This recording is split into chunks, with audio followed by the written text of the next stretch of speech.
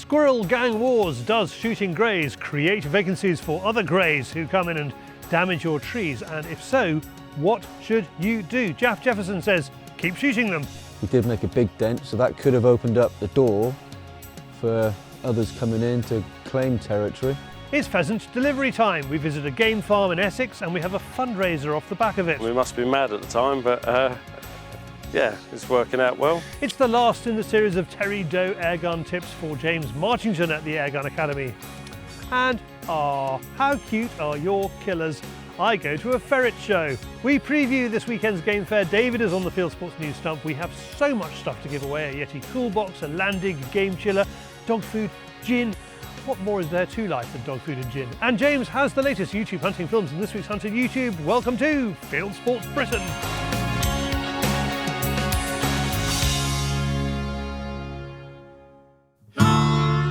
Earlier in the year, Jaf Jefferson from the South Somerset Ferreters and I set about reducing the squirrel population on a piece of woodland my dad manages. We had success and many squirrels died.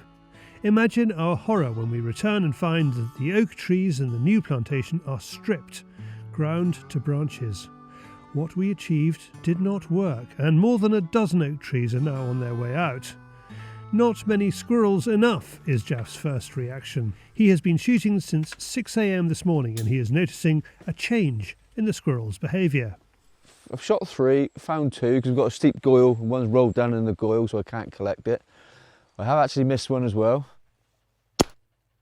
What's come to the feeder, they haven't actually gone to feed. They've just come and sat on the feeder, not interested in the nuts at all. I think we have run out of nuts anyway, there's only a few left in there. But what I've noticed, they come in and they're just sitting on top or just mooching around the feeder. They're not actually feeding. So whether it's too early, don't know.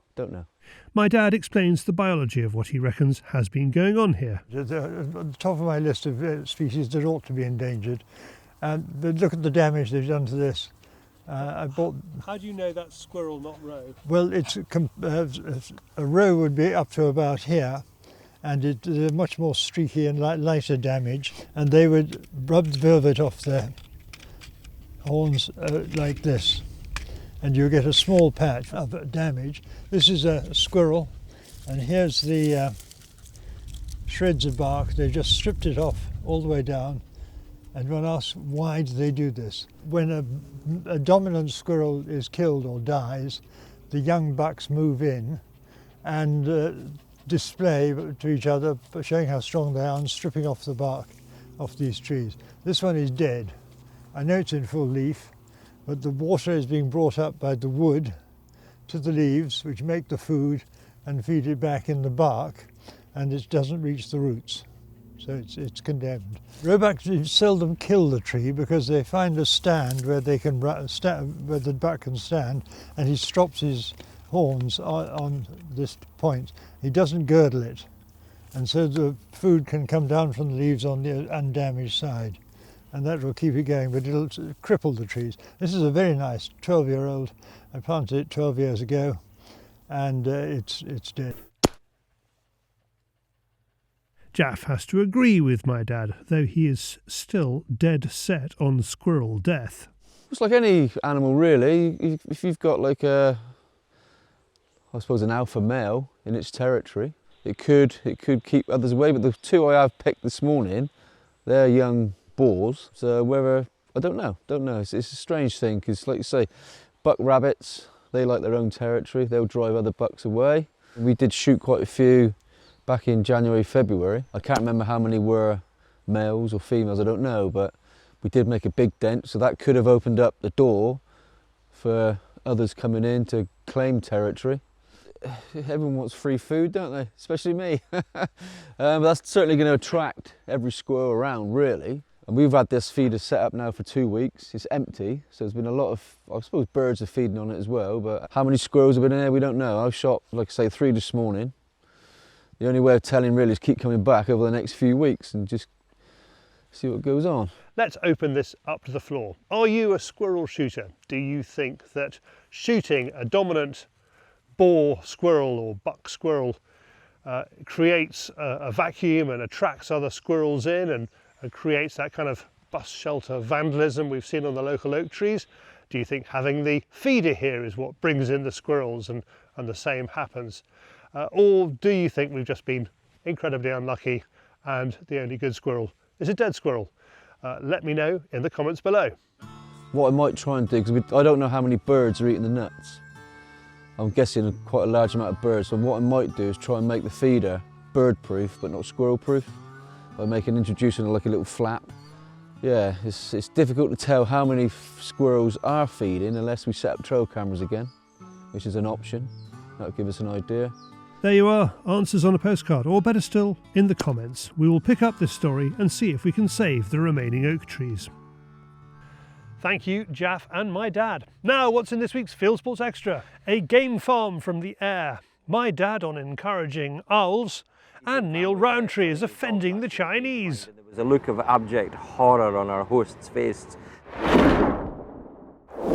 More from that game farmer later in this show. Plus, prize this week is an entry to the 410 Championship, which takes place on the bank holiday Monday the 26th of August 2024 at E.J. Churchill Shooting Ground in Buckinghamshire.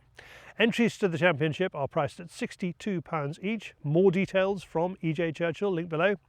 Now, if you become a Fieldsports member, now with insurance, you get Fieldsports Extra every week on Tuesdays, the night before this show. Watch Fieldsports Extra and you can find out how to enter our competition. Link to that below. Now, very small calibre, it's David on the Fieldsports channel, News Stump.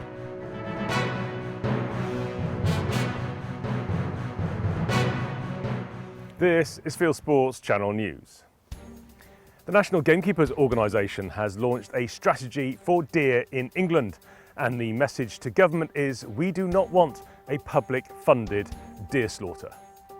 With the government committing to increase England's woodland and tree canopy cover, the NGO sets out how the combined forces of professional deer managers and vocational deer stalkers can manage England's deer. It has sent its document to politicians and other decision makers with the intention of helping government create a more joined up and sustainably managed deer herd in England. The NGO wants to discuss how the private sector can deliver on the government's aim of increased biodiversity and interconnected woodlands in the near future. We've put forward some ideas on venison marketing, some revolutionary ideas on incentive schemes, and also we want to show that the public sector need to open out more to the private sector and include some more of these vocational deer stalkers on the public estate. Many vocational stalkers are highly trained, highly motivated and highly skilled, and they're able to help with the problem of deer on the public estate. Government funding is now available in England for deer stalking qualifications. Individuals who live or work in England may be eligible to apply for funding to cover the full cost of attending short, practical training courses in forestry and arboriculture via the Forestry and Arboriculture Training Fund, which is open for new applications. This includes deer management qualifications. 100% grant funding is available for people who are considering a change of career or who are seeking to build and diversify their skills in forestry and arboriculture. All training must be completed by no later than the 31st of March 2025. A Scottish sporting estate has hit back at the Scottish Government's decision to ban it from carrying out most wildlife management. Nature Scott has restricted the use of general licences on Lachindorb estate near Grandtown for 3 years. Although nobody on the estate has committed a crime, Police Scotland says it has evidence of wildlife crime against birds, including a red kite found poisoned with an insecticide in 2021, near to a lapwing bait, and another red kite found shot. Lachindorb estate told the Strathspey and Badenoch Herald that it is extremely disappointed by the decision. Nature Scott says the estate may still apply for individual licences, though these will be subject to enhanced record keeping and reporting.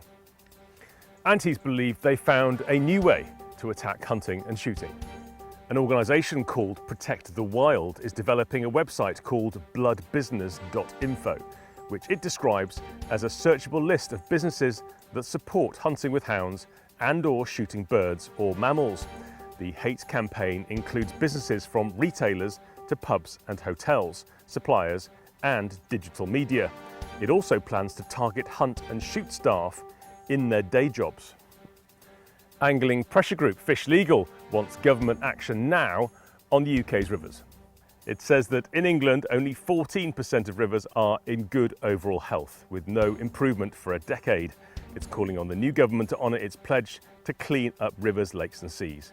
It says that in order to meet its legally binding targets for water and river health, the government must act now. It has set up a petition on change.org, link below. The King of Denmark has shown his commitment to the country's Olympic hopes by taking part in a range of sports. One of that range is on the range. King Frederik tried skeet shooting with Danish Olympic skeet hopeful Jesper Hansen. With a week to go until the Olympic Games, the Danish King's post on Instagram has gone viral with more than 22,000 likes. Romanian President Klaus Iohannis has amended his country's law on bears. He has approved intervention methods, including shooting to combat brown bear attacks on people and their property, and set a cull target of 55 brown bears. The extraordinary session to amend the legislation came after a 19-year-old young woman was attacked by a bear and died in mountains in the centre of the country. A local gamekeeper shot the bear but could not save the teenager. With feral hogs at uncontrollable levels in Australia, New South Wales is looking to pay hunters per pig. In a radio interview with Australia's ABC network, Australian Pig Dogging and Hunters Association President Ned Mackim sets out the reasons hunters deserve a bounty. That in the last 6 months, there's been 3.28 million pigs killed in Australia by recreational hunters. More than 1 million of those have been killed in New South Wales. The other thing is that each of those pigs costs a pig hunter about $59.18. So at the moment, that cost is being borne by the hunting community, and that's a total of about $61 million is being spent by hunters on hunting the pigs that are around at the moment. Thanks to Richard Walton for the story. And finally, in South Australia, a fox struck by a car left vets with an extraction problem. Despite being hit at around 50 miles an hour, the fox was still alive, angry and trapped behind the vehicle's radiator grille. At the request of the driver, a vet gave the animal a sedative and removed it. You are now up to date with Fieldsports Channel News. Stalking the stories, fishing for facts.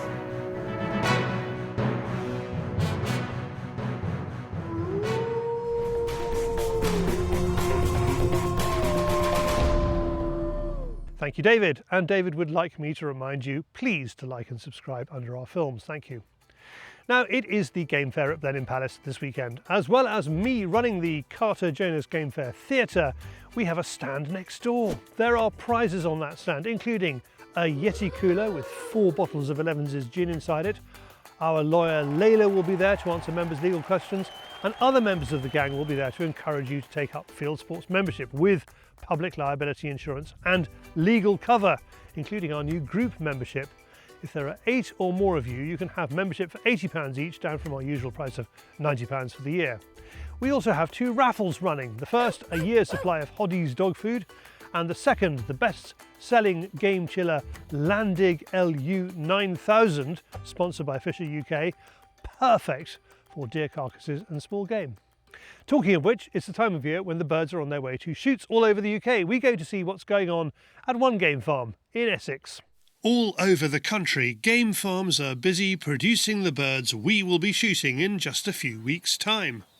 The last few years have been a nightmare for game farmers, with COVID, bird flu, massive hikes in the cost of food, fuel and transport. That hasn't stopped Fieldsports Channel members James Elliott and Mark Ray from jumping in at the deep end, launching their own game farming business at Mark's parents' farm in Essex in 2023. So James and I big into our shooting, whether it's pigeons, vermin, peg day is great as well. Bit of stalking. We're both real country people. Pigeon shooting all day long, yeah, that's my passion. Yeah, I like good walked up day shooting, but pigeon shooting is my passion. I just like the fieldcraft. It's not just about pulling the trigger. I feel like hunting fieldcraft is more important than the actual pulling the trigger. James and I were sat here during COVID, and we started talking about it's going to be a real shame if shoots start closing because they can't get birds, and game farms closing, and with the avian influenza, which was prevalent at the time. That was our reason why we got into it, because we thought, you know, people might not have pheasants to shoot, and, you know, if it was more local and from, you know, an English flock, we weren't importing as much from France, it'd probably be better as a whole for the industry. So that was our main thoughts behind it, really. We must have been mad at the time, but yeah, it's working out well. James and Mark got in touch with George Davies from the Game Farmers Association, and in their first year reared their birds on contract for him. It was the best possible way for us to learn the ropes of what we should and shouldn't be doing. We had a really good team behind us to get through our first season. This is our second. We've hopefully learnt a lot from last year, and we've picked up little things that we've slightly tweaked and made better. And the main thing for us is the birds have just got to be well looked after. They've got to be happy, which means we've got to spend time looking at them, making sure that everything's right, making sure we've got vet checks before they go out to the shoots, and just doing things the right way. Really, there's not huge amounts to it. It's being on the ball and having a look and keeping on top of your husbandry, which is, that's farming in general, basically, isn't it? They're from the closed flock, so we get them as day olds. We pick them up from George. They are Byzantes. That's this particular strain we do. But this year we've also done some whites and some melanistics, just because we want to try and offer as much as we can to people.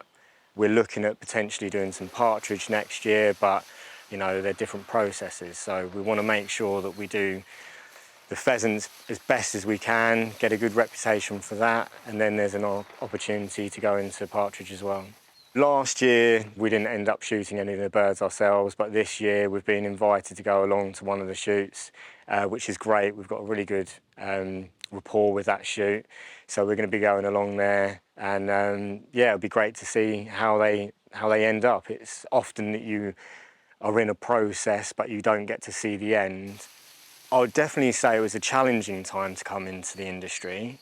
I would definitely say if you've not got the stomach for sticking things out, it's not a good thing for you to go into. But James and I are very stubborn, and once we put our minds to something, we're going to make sure that it works and make sure that we do well from it. We've both got decent reputations in our day-to-day lives with our work, and that just kind of flows into all the other things that we want to do. So I would say it was a tough time, but you know, tough times breed good people. You can find the Game Farm on Instagram, link below. And to become a Fieldsports Channel member, now with legal insurance, it's fieldsportschannel.tv/membership. The owners of the Game Farm are Fieldsports members, and if you have a shoot that's looking for birds, they have kindly donated 250 pheasants to support our work. We're holding an online livestock auction for the birds, which are Byzantine pheasant poults. They will be 7 weeks old on the 7th of August 2024 and will be ready to collect from the 8th of August. Mark and James will deliver them to within 2 hours of where they are based, which is next to Stansted Airport. If you would like to bid on our auction, there's a link below. You can find out more about that by visiting our stand, as I said earlier, next to the Cartagena Game Fair Theatre at this weekend's Game Fair. I will be hosting the theatre as a 3-day chat show with guests including DEFRA Minister Daniel Zeichner, Shadow DEFRA Minister Steve Barclay, Jeremy Wade from River Monsters, and Dick and Angel Strawbridge from Escape to the Chateau. Please come along. Look for the big Carter Jonas balloon, and we're under that. Now, the Waldorf and Statler of airgunning, Terry Doe and James Marchington are here for Terry's Airgun Academy.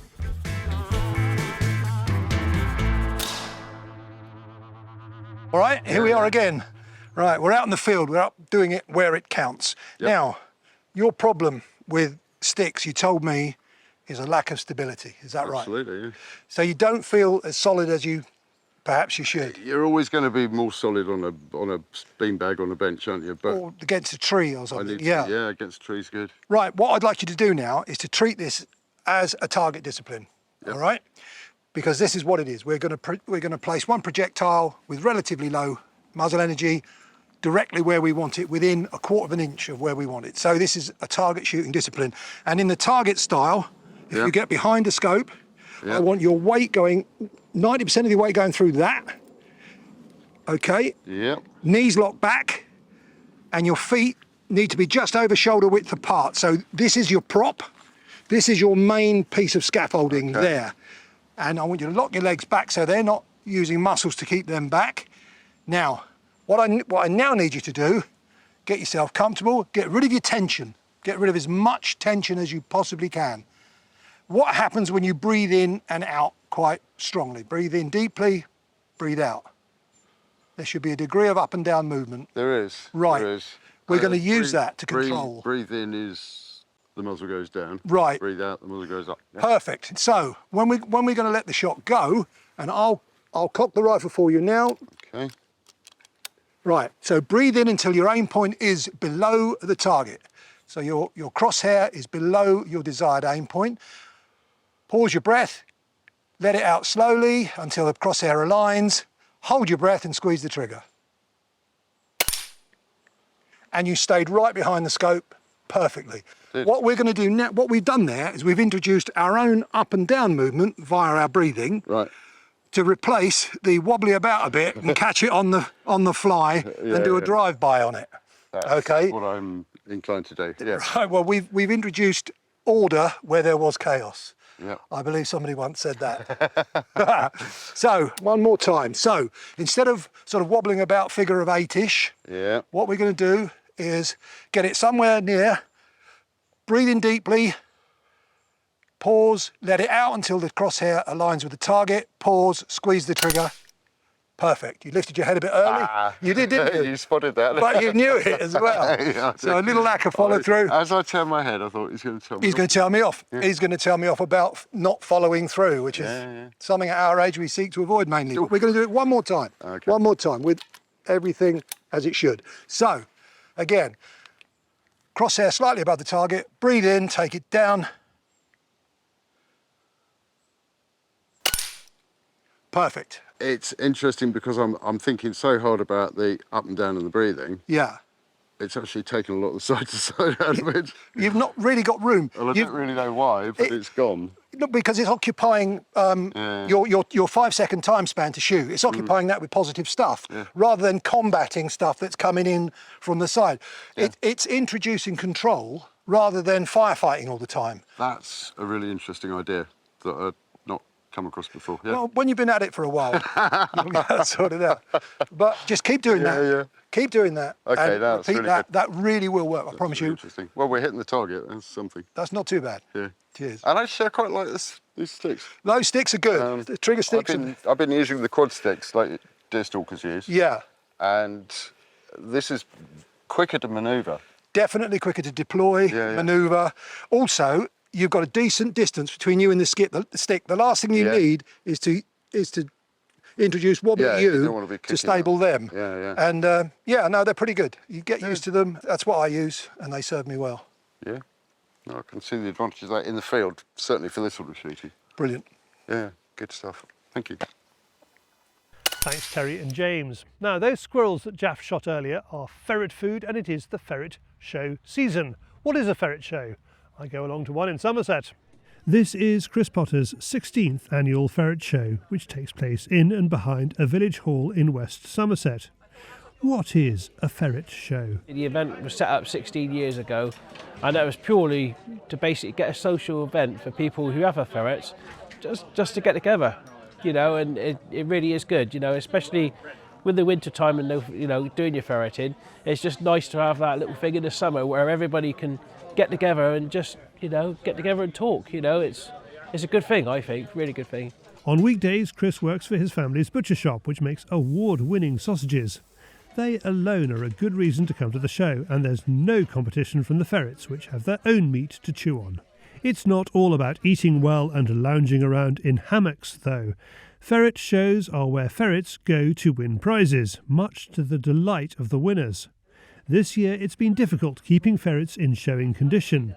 Here's the winner of the albino hob class. It's been a bit of a strange summer. I mean, both were brothers that placed first and second. They actually lost all their winter weight back beginning of December, which was really early for them. And of course they ended up with a late molt as well. So they've just been a bit up and down this year. So definitely surprising. Some ferret judges look for beauty, others look for working ability. At this show, the judges want a bit of both. The conformation of the ferret, the nice square head, shape of the jaw, length, about that much length over the bottom of the feet, of the tail, clean coat, clean nails, not over short, just the right length, clean straight white teeth, clean ears, and just complete conformation, same as if you're judging a horse or a dog. You've got these pointers where you pick out and then you just go ahead and choose, hope and pray you choose the right one, and because you can get 3 or 4 exactly the same, then you've got to get real nitty. And is the toenails really clean? Is there any marks, or is there a slight tuft of hair out of place or missing? And then it gets down to the nitty-gritty, but normally it's just the main points: ears, teeth, eyes, nails, coat, and condition of them. In the world of dogs, there's a kind of, there's the working dogs and there's the show dogs. Is that happening with ferrets? Yes, it is, very much so.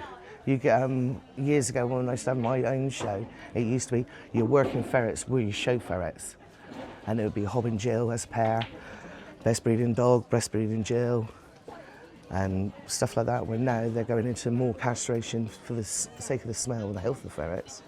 So then you've got more showier ferrets, haven't seen a rabbit or been down a hole, so you've got your domesticated pets to your workers, and you can see the difference. The workers are slimmer, got a few scars and a few nicks. Are you knocking points off for scars and nicks here or not? No. This is a working ferret show. I would class it as a working ferret show with the domesticators coming in, but a working ferret is always a lot fitter and slimmer.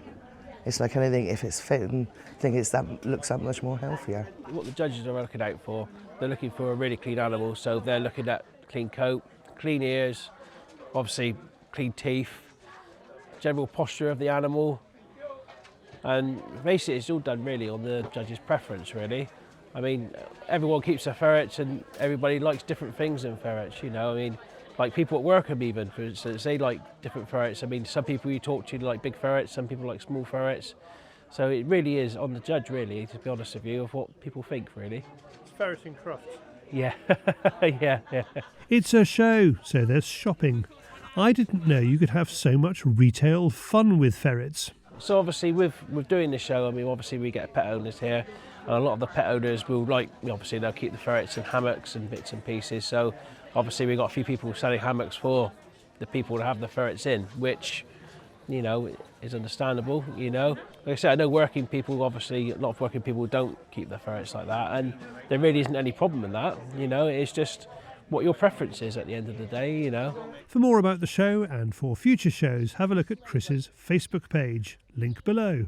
Thanks, Chris, for asking me along and all who took part in that. Next up, from ferrets to the wider world of hunting and shooting on YouTube, brought to you by James Marchington, it's Hunting YouTube.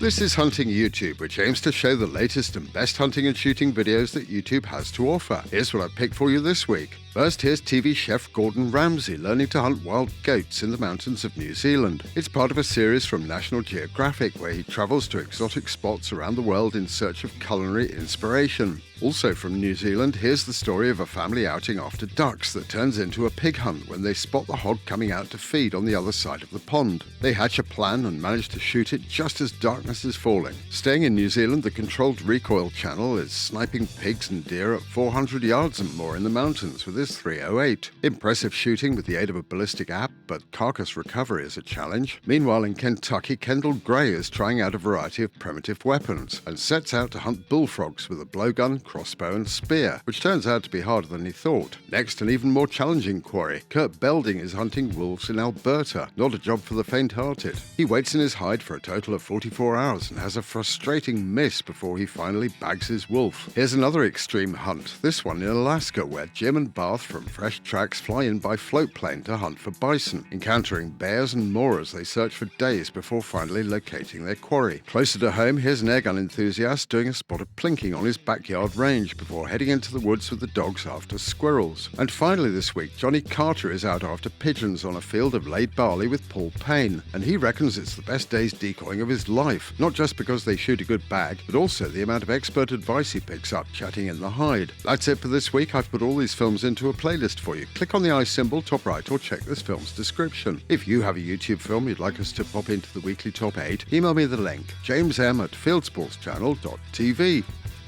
And that's it for this week. If you haven't done so already, please whiz over to our website, fieldsportschannel.tv. You can click like us there on Facebook and on Instagram. You can follow us on Twitter, subscribe to us on YouTube, pop your email address into our register page, and we'll contact you about the show Fieldsports Britain.